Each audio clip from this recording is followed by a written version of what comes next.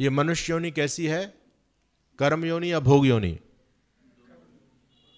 उभय योनि है। ये दो प्रकार की योनि है। हालांकि हम इसको कर्म योनि मानते हैं, लेकिन भोग योनि भी है। पुराने कर्मों का फल भी हम भोगते हैं और वर्तमान में कर्म भी करते हैं। लेकिन मनुष्य से इतर जितनी भी योनियां वो सारी भोग योनियां हैं, है ना। भोग योनि में रहने वाले जीव के कर्म का कर्माशय नहीं बनता है। बात समझ में आ रही है आपके? भोग योनि में रहने वाले जीव का कर्माशय नहीं बनता। वो चाहे किसी का गलत कर दे और या बाई चांस किसी का अच्छा कर दे, तो ना तो उसको पुण्य मिलेगा ना उसको पाप लगेगा। लेकिन कर्म योनि में रहने वाले जीव का कर्माशय बनता है। उदाहरण के लिए, जैसे आप किसान हैं, आपकी फसल एकदम पक करके तैयार खड़ी हुई है, पूरी फसल तैयार खड़ी है, और एक गायों का झुंड आ गया, सांड आ गए, और सांड ने आपकी सारी फसल को चौपट कर दिया, बर्बाद कर दिया, बिल्कुल मिटा दिया। तो क्या उन गायों को, सांडों को पाप लगेगा? नहीं लगेगा। चलिए, गायों ने सारी फसल को तबाह कर दिया, उनको पाप नहीं लगा। आपकी फसल तैयार खड़ी है और एक व्यक्ति ट्रैक्टर लेकर के आए और आपकी सारी फसल को खत्म कर दे, ट्रैक्टर चला चला के, उस व्यक्ति को पाप लगेगा? क्यों लगेगा? काम तो दोनों बराबर ही किया है। गायों ने भी वही काम किया, आदमी ने भी वही काम किया, लेकिन गायों को पाप नहीं लग रहा, आदमी को पाप लग रहा है। क्यों? क्योंकि गाय भोग योनि में है, इंसान कर्म योनि में है। तो जो जैसा कर्म करेगा उसका फल उसको मिलेगा। आप गाड़ी से जा रहे हैं, आगे कोई व्यक्ति जा रहा है, आपने टक्कर मार दी किसी में, वो अंग भंग हो गया, मृत्यु हो गई, बोलो पाप लगेगा नहीं लगेगा? और आप जा रहे हैं, पीछे से सांड ने उठा के पटक दिया और फ्रैक्चर हो गया, तो सांड को पाप लगेगा नहीं लगेगा? उसको नहीं लग रहा है। काम एक जैसा है, क्योंकि वो भोग योनि है, हम कर्म योनि में है। तो कर्म योनि में रहने वाले जीव का कर्माशय बनता, भोग योनि में रहने वाले जीव का कर्माशय नहीं बनता। तो याद रखिएगा, परमात्मा ने जहां हमको कर्म योनि दी, वहां पर हमको स्वतंत्र भी किया है।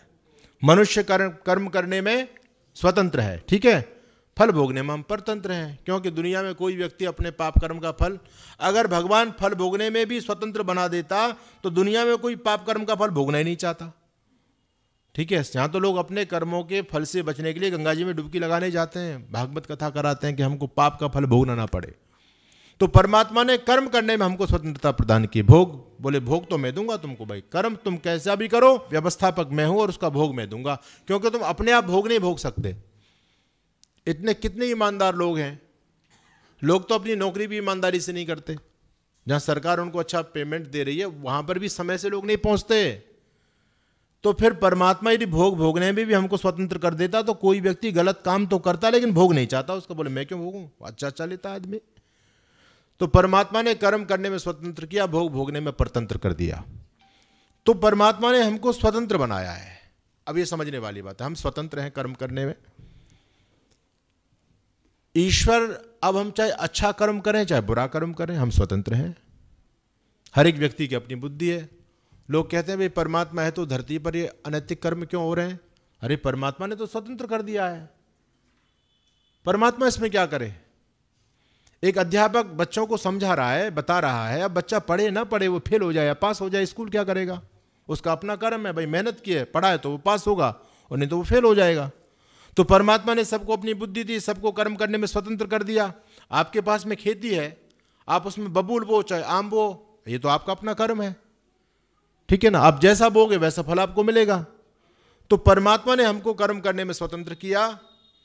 अब क्या होता है, यदि हम, परमात्मा ने स्वतंत्र तो किया कर्म करने में, लेकिन परमात्मा ने हमारे कर्तव्यों का विधान किया कि भाई ये काम जीवन में जरूर करना, लेकिन नहीं करेंगे तो परमात्मा जबरदस्ती कराने वाला नहीं है, क्योंकि हमारी स्वतंत्रता बाधक हो जाएगी।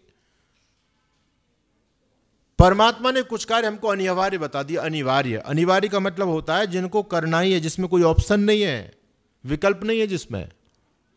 तो यज्ञ को भी परमात्मा ने अनिवार्य बताया, अनिवार्य कर दिया, याद रखिएगा। तो अब हम जब क्या करते हैं, जब हम अपनी स्वतंत्रता का दुरुपयोग करते हैं, अपने जो कर्तव्य कर्मों का पालन नहीं करते मनुष्य योनि को प्राप्त करके, क्योंकि हम स्वतंत्र हैं, करें या ना करें। भाई माता पिता तो आपको अच्छा उपदेश दे रहे हैं, आप चलो या ना चलो, चलोगे तो फायदे में रहोगे, नहीं चलोगे तो आपको घाटा उठाना पड़ेगा। उसी प्रकार से परमात्मा ने आपके कर्तव्य बताए वेद के अंदर, और आपको स्वतंत्र कर दिया, बोले भाई ये कर लेना नहीं तो अच्छा है, और नहीं करोगे तो फिर परमात्मा क्या करता है, जब हम मनुष्य योनि को प्राप्त करके अपने कर्तव्य कर्मों को नहीं करते, हम जब उच्छृंखल हो जाते हैं, अपनी स्वतंत्रता का दुरुपयोग करते हैं, तो अगले जन्म में परमात्मा हमको परतंत्र कर देते हैं। फिर हमको परतंत्र करेंगे। गाय परतंत्र है, गधा परतंत्र है, घोड़ा परतंत्र है ना।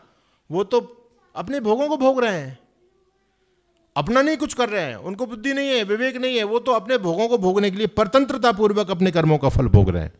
तो जब हम मनुष्य योनि को पा करके अच्छे कर्म नहीं करते, स्वतंत्रता का दुरुपयोग करते हैं, तो परमात्मा अगले जन्म में फिर हमसे मनुष्य योनि छीन लेते हैं, और फिर बलात् उन्हीं कर्तव्य कर्मों का पालन फिर जबरदस्ती परमात्मा कराते हैं। ये समझने वाली बात है। अब हमारे पास में दो ऑप्शन है, या तो हम अपनी स्वेच्छा से अपने कर्तव्य कर्म का पालन करें, और या फिर परमात्मा जबरदस्ती अपनी न्याय व्यवस्था के अनुसार हमसे कराएंगे। जबरदस्ती करना पड़ेगा, छूटेंगे नहीं हम, ये पक्की बात है। तो बेहतर व्यवस्था कौन सी है कि हम स्वेच्छा से करें, स्वेच्छा से करने में फायदा है, और नहीं तो फिर परमात्मा जबरदस्ती कराएगा। मनुष्य योनि भी छिन गई, ये जो कुत्ता गधा घोड़ा बिल्ली गाय बैल ये घूम रहे हैं, इनको भी भगवान ने कभी मनुष्य बनने का अवसर दिया होगा या नहीं दिया होगा? बोलो, बनाया होगा या नहीं बनाया होगा? या आप भी ब्रह्मा कुमारियों की तरह मानते हो? उनकी मान्यता तो ये है कि गधा हमेशा से गधा ही था, जो जिस योनि में प्राणी रह रहा है वो उसी योनि में रहता है। मनुष्य हमेशा से मनुष्य बनेगा, फिर अच्छे कर्म क्यों करते हो भाई? गधा का दोष क्या था जो बेचारा गधा बन गया? हमेशा से गधा ही बनता चला रहा है। तो उनकी जो मान्यता है वो वेद विपरीत मान्यता है, मूर्खतापूर्ण मान्यता है इन लोगों की मान्यता। तो हमारी वैदिक फिलॉसफी कहती है कि नहीं, परमात्मा ने सबको अपने कर्म का फल दिया है। आज वो गधा है, जब उसके कर्म का फल समाप्त हो जाएगा, जब भोग समाप्त हो जाएगा, तो वो भी इंसान बनेगा। आज हम इंसान हैं, यदि इस मनुष्य योनि को पाकर के हमने गलत कर्म कर दिए तो भगवान अगले जन्म में इस योनि को छीन लेगा। कुत्ता भी बना सकता है, गधा भी बना सकता है, घोड़ा भी बना सकता है, कुछ भी बना सकता है हमको। अगर हम मनुष्य योनि में पुण्य करेंगे तो पुण्य मिलेगा, पाप करेंगे तो पाप का फल लगेगा। इसलिए यज्ञ करना महापुण्य है।